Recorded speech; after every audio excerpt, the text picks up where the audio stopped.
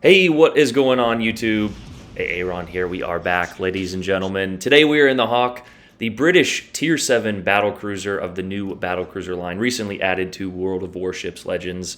And guys, I was having a lot of fun with these ships this morning, but of course, it is update day and I'm getting back from a bachelor party, so yeah, I am just not feeling the best, and my teammates, of course, made it even worse. But guys, these ships are actually really fun, and I think, like I said, this game perfectly encapsulates everything you need to know about these ships. Of course, stats and commander guide at the end of the video, and if you guys, I don't know if I've popped up the menu yet, but there is actually a special guest appearance on the enemy team, and that was probably the smart thing to do, was playing a division this morning, because dear God, I know we say this literally every update, and I just made another video about it, but I can't imagine. Just watch. We'll point out some different things and then the scores at the end of the game. But we are in the British Tier 7 battlecruiser here, and this thing, as you can see, 406mm guns. It's kind of a cool ship, but I didn't know she sat this far out of the water, and trust me, guys, mainly due to these kiting angles, but if you are not in this defensive position here, you are going to pay for it. The armor on these things is pretty bad, and you have a massive citadel. I didn't know that this ship sat so far out of the water. I remember looking at the picture of this thing, and I was like, it's kind of cool. It looks like a British Iowa almost. And you are in terms of your speed and your guns, but again, the armor, yeah, you do not want to get caught broadside. I've actually been caught at angle and citadel twice by a Veneto.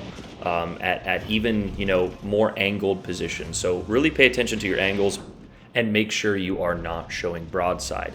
On top of that, you do get a somewhat of a super heal as well as an engine boost. And we actually did, now this is an accuracy build, but we did run a full secondary build, and it's kind of a meme. I really wouldn't recommend it, although it does have some, I think they're higher caliber secondaries, because we were getting a little, chunks off of DDs, like 1200, 1500 chunks off of DDs with those guns. That being said, this is an accuracy build. I know some people are going to have a cow. I'm not exactly sure what the best build is, but with how weak your armor is, I don't think secondary builds are the way. I did try it. I did have moderate success, but I think an accuracy build or some other, potential mixed build would honestly be a little bit better. Maybe if Hood or somebody like that has Master Mechanic, because those heals come in handy, especially like we've mentioned with how squishy your armor is.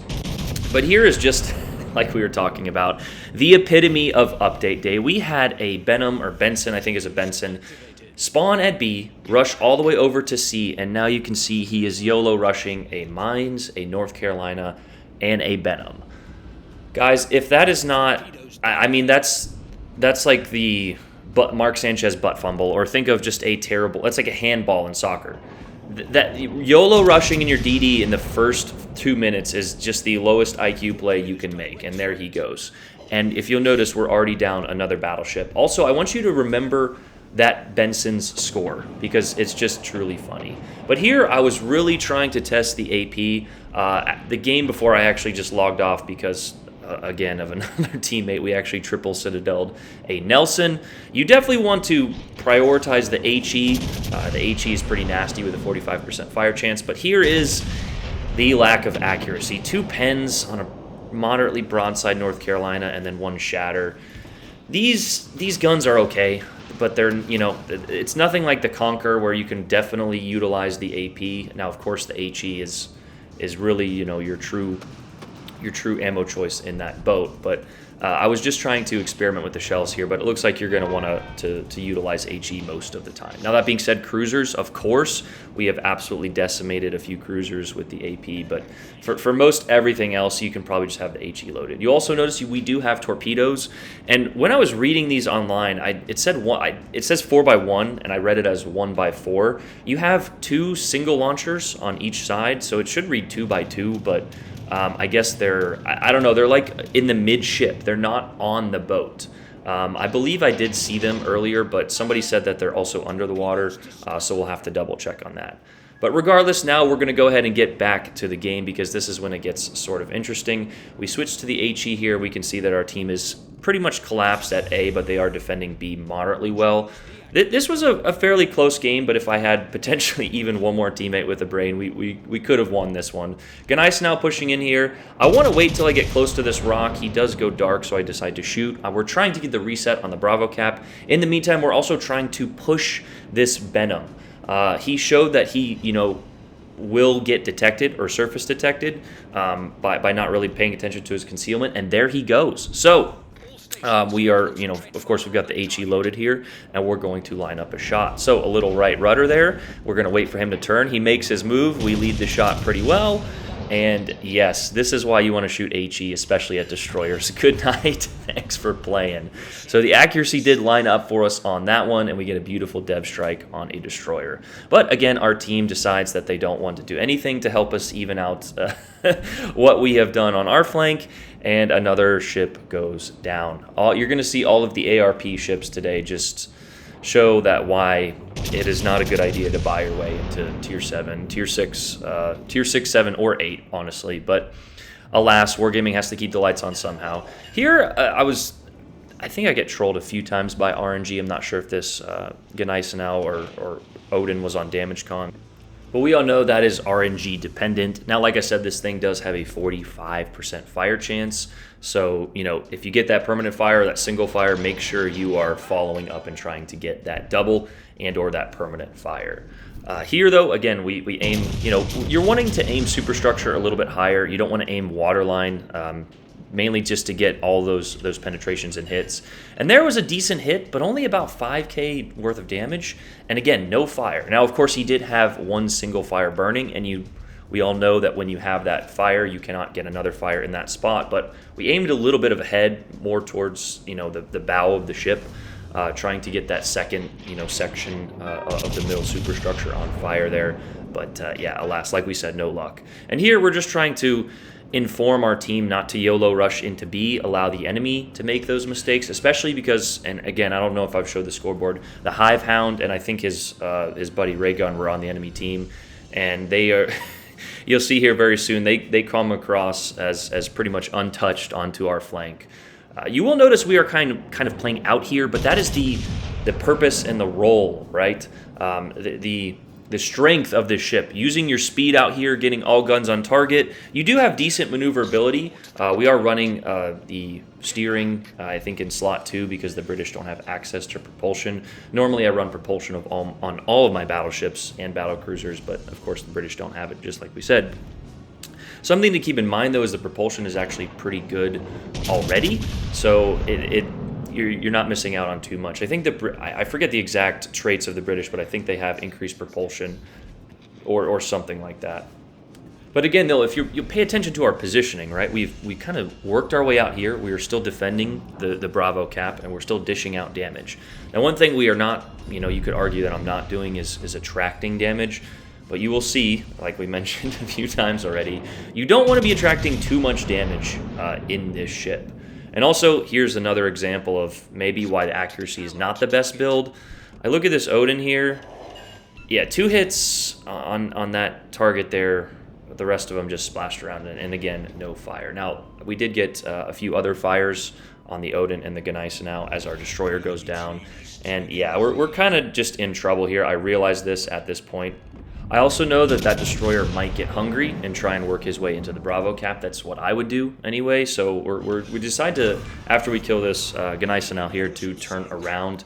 I thought about going, west there, northwest, and creating a crossfire, but I knew that the Alabama and, of course, Hive and the other Hawke was also out there. So it's not like we said, no 2 games are played the same, but here we do have some spotting, so we're still going to try and eliminate that. If we can, isolate a few of these fights, meaning we kill this Odin and then we send in our battleships, we might get lucky. But you just have to have a destroyer not YOLO in the first 5 minutes here, as somebody realized I was online, so we decided to go on Do Not Disturb just for the purposes of this video. But we actually got another fire on that Odin. He put it out, unfortunately, but we're still defending this B cap, right? 10 defends. Defend ribbons are going to rack you up that XP, so make sure you are trying to get those ribbons. Not that much damage, but there wasn't that much damage to be had. High caliber was not a lot. Just keep that in mind. High caliber is a number that changes. We all think about damage and numbers, and if it's not 200,000 damage, sometimes people are not interested or think that it's a good game, and that is definitely not the case. We decided to take a shot at that cheeky other British community contributor, and I think we get two penetrations there. No fire, of course, and it wouldn't have really mattered. We're definitely not going to be burning down another British battlecruiser, but any damage we can do to him will be nice. We're also trying to get that Odin back on a permanent fire. He is definitely the more appropriate target, considering he just put out one fire.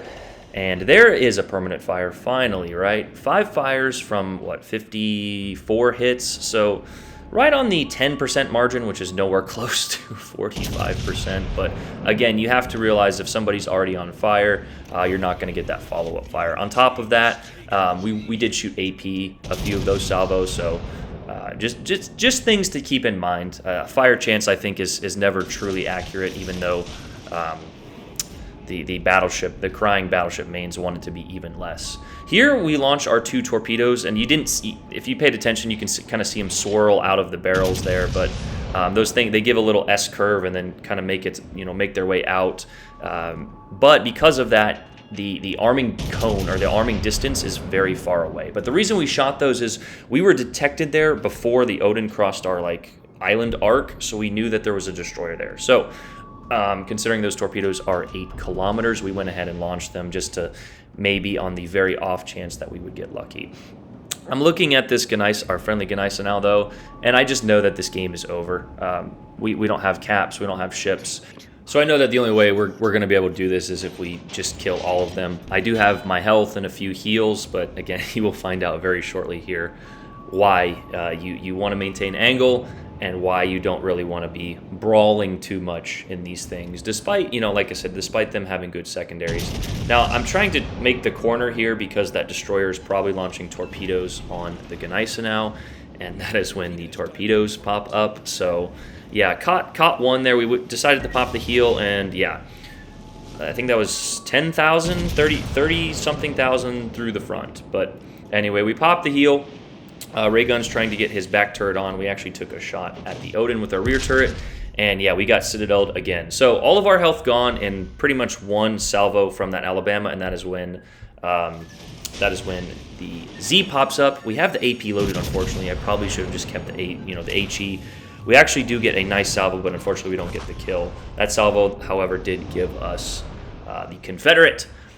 So a decent game, showing you guys the strengths of this ship, but yeah, just not enough, and especially not enough from our team to get the win. Of course, Mr. Raygun and Hivehound are excellent players, so GG's to them. That is the difference sometimes in this game. You just need one extra person with a brain. But here, I kind of said to myself, I'm not watching this. I'm just a Geneisa now that it's not going to rush at the appropriate time, and yeah. But anyway, here are the ship stats. As you can see, the survivability is 73,800. Decent survivability, but the main selling point of the ship, besides its agility, is the guns. 3x3, 406 millimeters with an 18.6 firing range, 26.5 second reload there, with an AP salvo or alpha strike of 12,600. The HE, though, gives you nearly 6,000 with a 45% fire chance. We also do have some 152s and 114 secondaries, and there are those torpedoes. It says 4x1. It's more 2x2. You get 2 in the front, or 2 kind of near the front that you can launch, and then they have that short reload time, and then you get 2 again. I think the tier 8 and the legendary tier are going to be the far more dangerous options, in terms of brawling with those torpedoes, but the tier 7 and the lower don't do that much damage. The AA is mediocre, and the maneuverability is actually pretty good. 31.4 top speed without engine boost. 910 turning circle ain't the best, and then the rudder shift time there, of course. With concealment mod, you can get yourself down to 12.7, which is pretty helpful. That's pretty dangerous. Here, though, is one of the weaknesses of the ship, the armor. 25 millimeter nose there. As you saw, we got directly overmatched at pretty much all angles, and that red part there, is the Citadel. So you do have a 32 millimeter torpedo protection as well as a top little casemate there, but yeah, this thing is basically a floating Citadel of British battleship. Look at that Citadel. You do have a slight turtleback, but it's not enough to do anything except really arm shells up close. You are, I guess, slightly protected at, I don't know if the ship is on top of you. That's one of the worst armor schemes I've seen, to be honest. I was protect, like we mentioned, at those kiting angles, you do have a 305 millimeter torpedo protection belt there that we look at. And like I said, you are protected if you angle, but if they get up close, they can just overmatch your bow or your stern pretty easily. So make sure you're playing these at medium to long ranges, honestly, which truly eliminates that secondary build, which is why we're running an accuracy build. But there are the ship attributes: big guns, full speed ahead, and hidden. And the little, I was reading this when I was doing this video there, but if you want to read it, it's on the screen. And of course, our commander, Mr. Andrew Cunningham. Guys, you can argue the builds you want. This is just the one I was running. It's just the one I chose. Flammable cannoneer, crisscross there, marksmanship, and reaching out. The secondary build gets you out to 8.7. Maybe you can push that to 9. But you eliminate your gun range down to about 16, and that's without brawler. So again, she can do it. She has some decent secondaries, but I just don't think that it's truly worth it, considering the games I've played in this ship. But there was a scoreboard, guys, in that Edinburgh who turned broadside, and the Gneisenau who wouldn't rush at the end were second and third, as well as the Benson who YOLO'd was seventh. So 2 people did worse than that. But again, GG's to that lad over there. 1874 would have been, 27, almost 2,800 on a win. But can't win them all. But that's a good first look video because it shows you guys all the attributes of this ship and, if you want to grind the line. So I think they're fun. I don't think they're going to be highly impactful unless you can get a decent team, as we just proved in that video. And they also, sometimes you need that battleship to fulfill the role of attracting damage, as we look at the tier 8 here. And these ships, sometimes I just don't think they're going to be able to attract that much damage. It's similar to the Nelson there, the Duncan, the tier 8, but if you can angle and sit out there and spam HE, but these are, considering the engine boost and their speed, are better played on the flanks and, at angles. I don't know, a fun ship class. Let me know what you guys think. Have you tried them yet? I've seen a few out there. But yeah, make sure you guys get your wallets out and grind that early access, of course, and hope for better teammates. Today was truly awful. So hope you guys enjoyed that. Love you guys. Aaron out. Peace.